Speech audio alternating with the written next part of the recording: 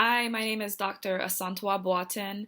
I am a physician at the University of North Carolina in the departments of pediatrics and internal medicine. I'm from Sumter, South Carolina. So, a little bit about the beginning of my journey. Um, my parents are both from Ghana, West Africa. So, my father first immigrated here when he was um, I guess in his late 20s to 30s, and he came here to go to college. So he initially came to Alabama and was in school at Tuskegee Institute, where he got his bachelor's degree, and then he went on to get a master's degree in public health at the University of Alabama at Birmingham. And then he and my mom were married during that time, but my mom was still in Ghana. But after my dad graduated and was able to come to Sumter for his first job as a dietitian, about a year later, my mom was able to get her visa to come and join him in Sumter, South Carolina. And I was born shortly after that. So I grew up in Sumter. I have a younger brother who is 6 years old, younger than me, rather. Um, but we grew up in Sumter and our family never moved. So I'm a true Sumter native. I went to Westside Baptist Kindergarten or Westside Christian Academy, I think it's now called, through kindergarten. And then I went to Kingsbury Elementary School, and then went on to Bates Middle School and then Sumter High School, where I graduated um, in 2010. And when I graduated from Sumter High School, I went to college at Wofford College in Spartanburg, South Carolina, to pursue a degree in biology. And I was able to accomplish that and get my bachelor's in science from Wofford, and then graduated in 2014 and went on to the Medical University of South Carolina in Charleston, South Carolina, to obtain my doctorate in medicine degree. And so after graduating from MUSC in 2018, I matched for residency at the University of North Carolina, Chapel Hill, which is where I am now. And I chose a specialty that is both pediatrics, which is just taking care of children, and internal medicine, which is taking care of adults. And so I am in my third year of my residency program right now. And so if you are in North Carolina, or I guess if you have family here, they may see me rotating at some of the hospitals around here. And I have one more year left to complete my residency training.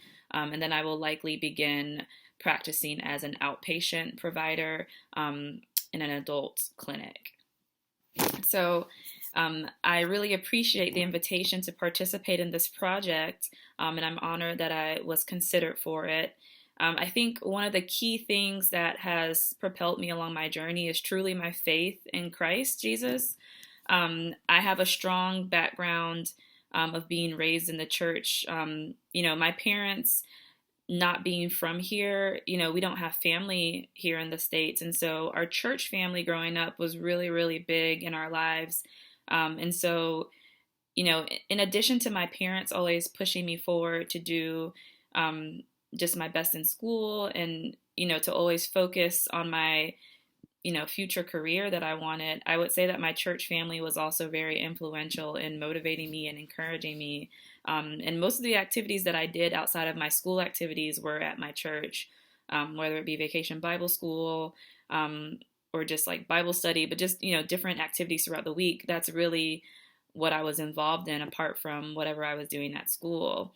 And in school, I always tell people that I've always been a nerd. So for me, I was always involved in a lot of different clubs like Science Club, Beta Club. I did Model United Nations. I did mock trial. I was involved in a lot of different extracurricular activities that kind of revolved around community service and then just different ways to, I guess, practice a lot of the things that are important as an adult. So like being in clubs where I could practice being like a secretary or a club president, things like that I think were very important to develop my communication skills. And I think that was really helpful as I went to college and then further went to medical school, especially as a physician, because a lot of what I do is just talking with patients, and learning about them so that I can best treat them. Another thing that I think was helpful are that, there were certain teachers along the way that um, encouraged me and believed in me. And I think, teachers are really, really important, and they probably don't get nearly enough recognition. Um, because they help a lot of students, and I don't think they get to enjoy or reap the benefits of helping students. But I think most of us could look back and name one teacher that was helpful. And I was in District 17. I guess the old District 17. I don't think that is in existence anymore.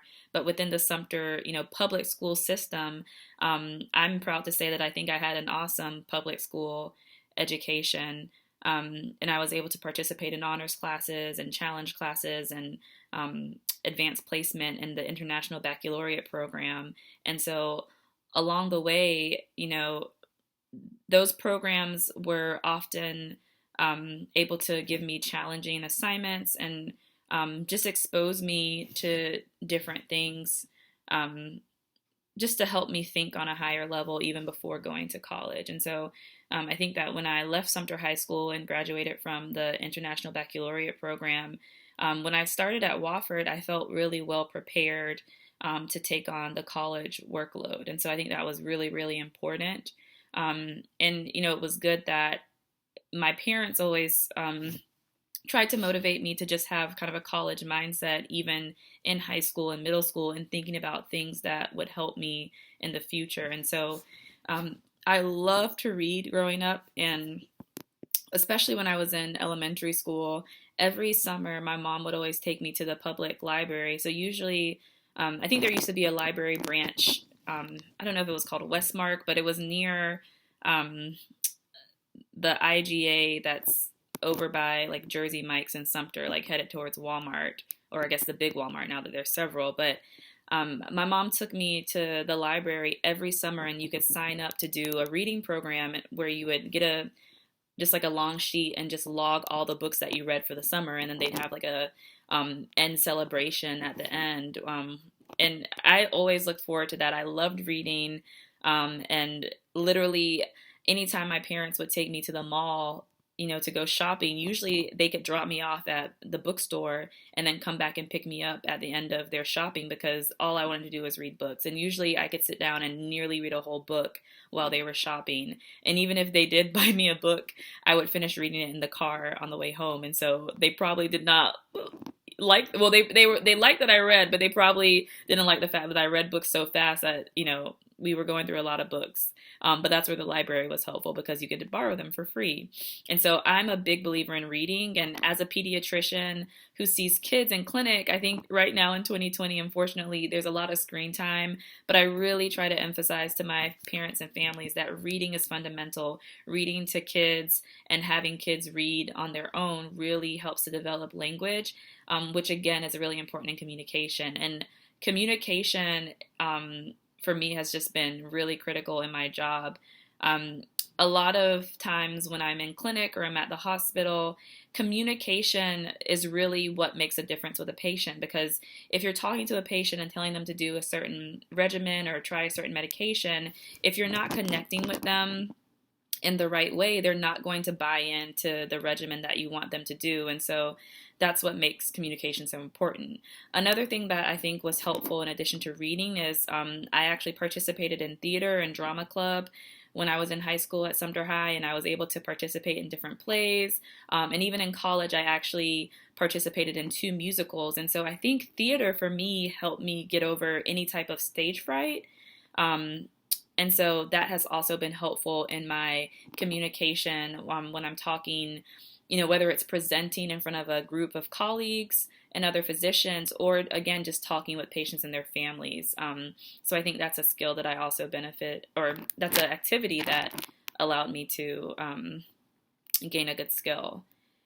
If I had to give advice beyond recommending that everyone read more, especially children, another thing I would say is, even if not reading, try to get a hobby that is not simply using screens, like, using a tablet or playing video games.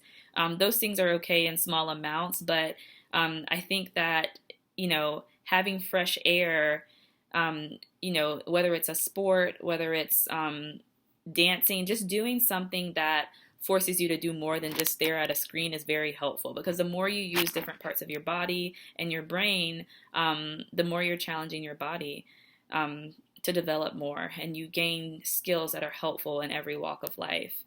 So for me, when I was probably like 4 or 5 years old, my family was taking a trip back to Ghana to see our family. And, we went to Ghana. This time my brother wasn't born, but it was just me, my mom, and my dad. And I got sick when we were in Ghana. And when we came back to Sumter, I had to go to Toomey Hospital. And I was really sick, and so they ended up sending me to the Medical University of South Carolina, or MUSC, by ambulance. And I had malaria. And so, after I recovered from malaria, I think around that time, that's when I first started telling my parents that I wanted to be a doctor. And my pediatrician was Dr. Timothy Key at Sumter Pediatrics, who I think still works there. But I love Dr. Key. My family loved Dr. Key. And so he was a huge role model for me. And I wanted to be just like him. I wanted to be a community pediatrician. When I went to medical school, I started, in my third year, when I got to experience patient interactions, I worked with both kids on the pediatric wards, but then I also got to work with adults in family medicine and internal medicine, and I realized that I actually loved working with adults as well as kids. And so that's why I decided to practice both pediatrics and adult medicine, or internal medicine, and so that's how I chose my specialty. One beautiful thing was that Dr. Key, who was my pediatrician growing up, actually came to Charleston, South Carolina when I graduated from med school, and he hooded me during my hooding ceremony. So that was a really, really special and priceless moment that I'll probably never forget. I was crying a lot on that night because it was awesome. I'm the first physician in my family. I'm the first one to have a doctoral degree in my immediate family, and so that was very meaningful for me. I did not know very many Black physicians growing up. I think there's one Black physician who I knew at Sumter Pediatrics who unfortunately has passed away. And then there may have been one other one that I met, but becoming a physician and being Ghanaian American, being a woman of color, being someone of dark skin tone, that means a lot to me, because a lot of patients who I see, both adults and kids, have never seen a physician who looks like me. And so it is fundamental that we, take it upon ourselves to shine in whatever field we're in. You don't have to become a doctor, because really in America, nearly every field is lacking people of color. And so, if we can step up to the plate and shine wherever we are, whether you are an accountant, whether you're a teacher, whether you're a lawyer or a doctor, whatever you're doing, if you can be the best that you can be, it's going to make a difference, because we really need representation. And so it makes me feel good to have an interaction with a patient, especially a patient who looks like me, who says, "Hey,